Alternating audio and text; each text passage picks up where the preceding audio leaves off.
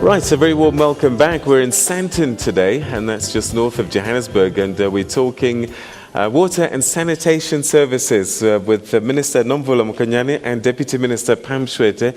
And we've been talking about what this new department has been set up to do and what are the big issues that are on their agenda and some of the things that they've been working on. And so we'll start this conversation in earnest, and don't forget you at home can be part of that. Hashtag TNA Biz Brief and at Morning Live SABC, and we'll pick up those tweets for you and put those questions through to Minister and Deputy Minister. Before the break, both of you spoke quite a bit about some of the things that you're doing, and you know, to be fair, it's been a great story in terms of providing services compared to 1994, but there's still that last 10 yards, that last 5 yards, and we saw, particularly just before the elections, a lot of service delivery protests, a lot of people upset, and a lot of people complaining. And I just wonder, and you've raised the issue here about aging infrastructure. Now, this isn't a mystery, you know, it does suggest that we are being reactive and that we hadn't thought about this in advance, that we're waiting for things. Is that not true? So then how is it that we then have... Be correct.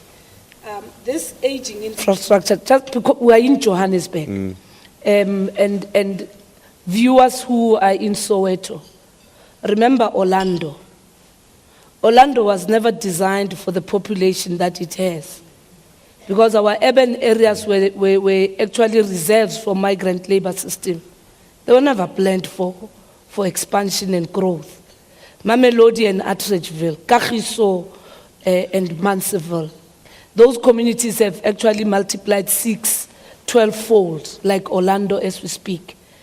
And during that time, there was never an intention at all to ensure that the sustainable development, and hence the turnaround of Soweto only happened when 7 years ago, the rehabilitation of Soweto, and it is in that context that we need to appreciate the issue of aged infrastructure in South Africa.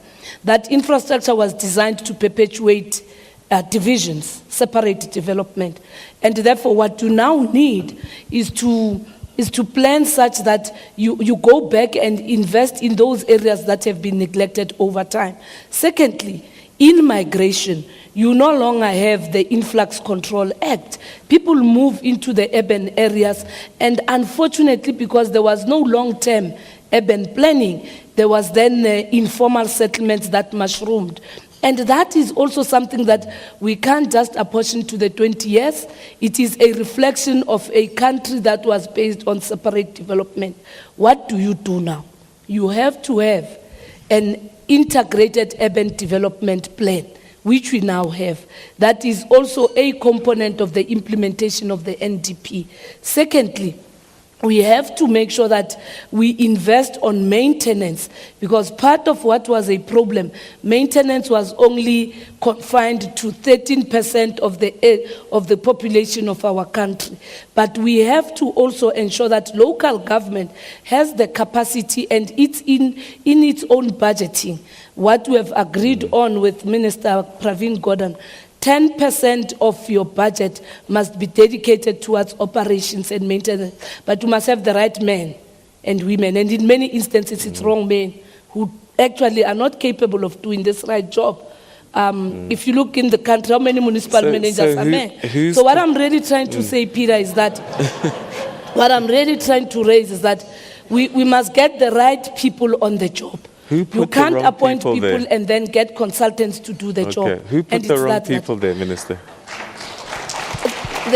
Those who put the wrong people there are those that are in authority, and we have all acknowledged that there can't be jobs for PALs because it compromises the capacity. But secondly, with this particular sector, there has also been a conscious way through the institutions to marginalize blacks to penetrate the sector. Transformation has been very poor. If you look at even within the departments that deal with the issues of water and sanitation, it's old white males. And what happens with those blacks who are emerging from universities? They have challenges of being accredited through our own institutions, and hence through Public Works and the Department of Higher Education. We're beginning to insist on ensuring that those institutions that must accredit a young man from Kagiso and a young woman from Alexander to be part of this must be imposed. One of the game changers we have said in the department openly is that those who have been in the establishment must now take it upon themselves to transfer the skills, because they came in without knowledge. They must now transfer the skills. Those big companies that have been the ones who get business in this sector must also accept that we're gonna impose. They're intransigent at the moment, they're not doing it? No, it has not been happening. We must now impose. You want a contract from government, you must accept that you'll have a Dlamini and daughters who must be your partner. Okay. Otherwise, you'll not get this contract. Okay, all right. We'll unpack that a little bit more. Quick question for you, Deputy Minister, is this is part of the story, this population explosion, urban migration, urban planning, that's fine. But the other side is also, you get given a budget and it's not used. How do we manage that? Because people are not using the budgets that are allocated them or misspending them. We have to take a quick break, so I'm going to give you about... We're going to take a quick break now, and when we come back, I'd like you to answer that question, and then we'll go to the floor.